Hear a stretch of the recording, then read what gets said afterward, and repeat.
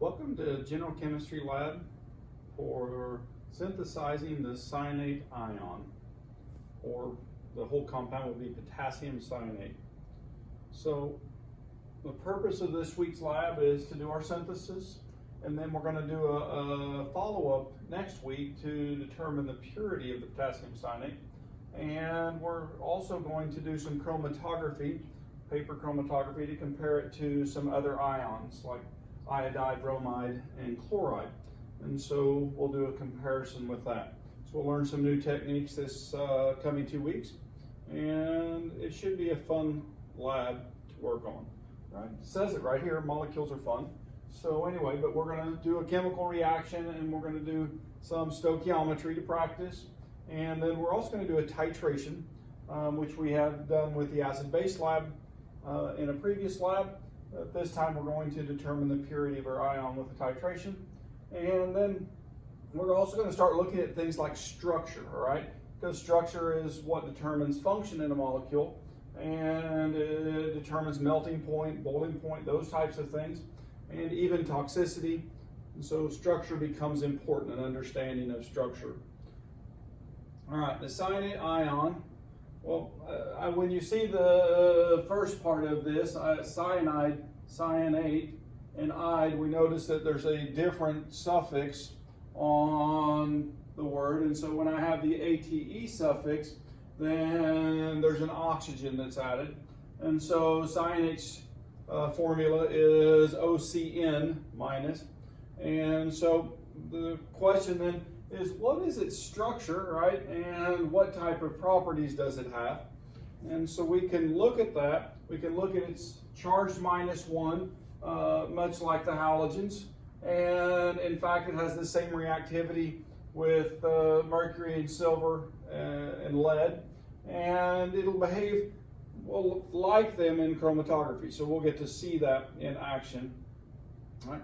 The structure itself, now we're about to get to in the lecture structure, and so we'll start building molecules. We're going to look at that from a perspective where we can actually draw Lewis structures and draw multiple structures for one molecule when they're available. And then we'll also learn to calculate formal charge. We've already learned how to do oxidation number, and so we're going to practice that, learn how to do formal charge, and then how to find with that, or at least make a good prediction, what the lowest energy structure is. And so if I'm looking at this, this is the lowest energy structure. Now, there are other structures that we could draw with the same set of molecules. And in fact, if you'll notice, the center element here is carbon. If I switch that with the nitrogen, then what I find is a different compound. It's called the fulminate ion. And that fulminate ion can be isolated. It's an explosive in its behavior. So this compound is more stable than this one. In fact, it's an intermediate, but because we're doing a one-pot synthesis, then it doesn't remain to become an explosive. So we'll see that in the synthesis. I want to go back in history a little bit and talk about the vital force theory. The vital force theory was, it was literally believed for a very long time. It was proposed in the 16th century and lasted till the mid-19th century when Wohler did his synthesis, 1828. And what the vital force theory says is that molecules that are in living things can only be made by living things. And so you couldn't produce an organic molecule in the laboratory. What Wohler did was he went in and took ammonium cyanate, which is an inorganic compound, and he converted it to urea, which was an organic compound. And so in this synthesis, he disproved a vital force theory that had been around for a few hundred years. And so this is kind of historically a famous synthesis, and it's famous enough that you can see the reaction here in a picture of him, but on the next slide, you can see the statue that was made in his honor, and then there was a stamp that was actually produced to honor his work with the urea molecule on it, showing the product from his synthesis. Now, we're not doing the Wöhler synthesis. We're actually going to do a reverse Wöhler synthesis. So we're going to do his reaction backwards. Okay, so we're going to start with urea and go this direction and actually make potassium cyanate. And so to do that, right, we're going to start with our urea and we're going to heat it. And when we heat it, then we're going to form a compound with the fulminate in it. But since we're doing this in one pot, we have the other reactant in there, the potassium carbonate, or potassium bicarbonate, excuse me. And so when that reacts, then we get ammonia, our potassium cyanate, carbon dioxide, and water. Now, we're doing this reaction at high temperature. We're going to use a Bunsen burner to heat it. And so if you'll look, the gas CO2 and ammonia will go away, and the water will go away. It will also evaporate. So all that should be left in the reaction vessel, or the test tube, is the potassium cyanate. Now, it's not always true that this goes to completion, or if we have an excess of carbonate, then we would add an additional amount of urea to the reaction to get rid of that, because we don't want to have much carbonate in with our potassium cyanate. So we're going to test to see if the reaction is done with a solubility reaction with barium, because barium carbonate is insoluble.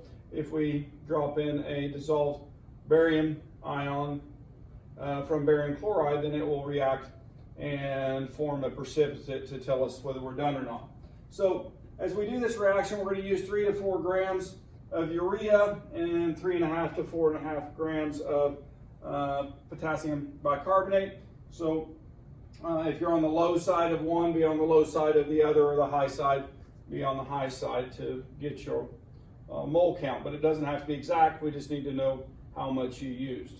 Okay, so this is our experimental setup. This is a stand, right? And on the stand, we're going to put a test tube clamp. Now make sure it's a test tube clamp. Don't use anything with plastic or rubber on it, because we're going to heat with a Bunsen burner on our test tube, and that heat transfers up and melts the plastic and does damage to those. So we're going to make sure that we use the right clamp. And then we're going to take a piece of glass and we're going to run a vacuum tube to the aspirator, the same device we use for our Buchner funnels to filter.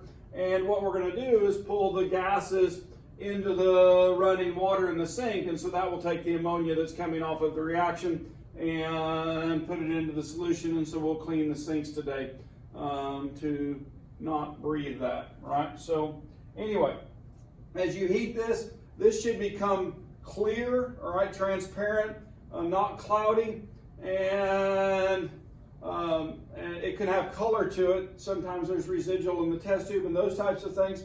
So don't worry about that, but just you want it to become clear as we cook it. And when it stops bubbling, it's no longer producing gas, and your reaction is nearing completion. And so when you think your reaction is near completion, you're going to take a micro spatula and you're going to stick it down into the melt, and you're going to pull that out, put it in a test tube with a small amount of water, and then drop some barium. If you get cloudiness, then you need to add some more urea.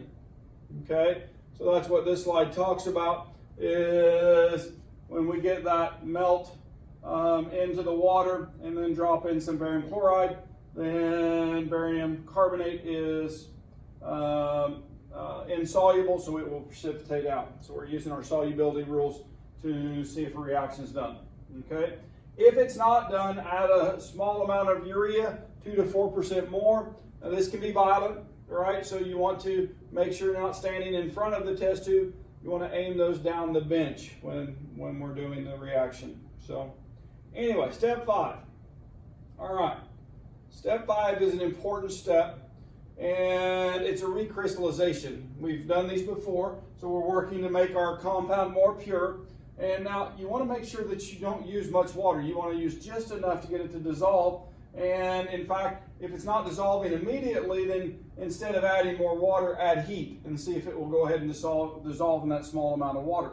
And then when we want to crystallize it back, you're going to start adding ethanol, which is more non-polar. And so the cyanate ion is charged, and so what happens is that it pushes the cyanate to form a crystal. And now when we're doing this, we need to make sure that there are no flames going, because flames and ethanol don't work well together. So we can wait till all of the synthesis is done and the flames are off before we get the ethanol out. Okay? All right. Once we get the compound recrystallized, we're going to filter to isolate it, and we're going to leave it on our watch glasses to dry for a week. So the lab will actually be a 2-week lab. You will not have a lab report due next week. So we'll wait for 2 weeks. Now, the broken test tube, all right, don't panic. We will break some test tubes when we're beating on them with a Bunsen burner and you're making it very hot. Then sometimes an older test tube, which has been used a lot, will crack. And when it does, we can recover the compound.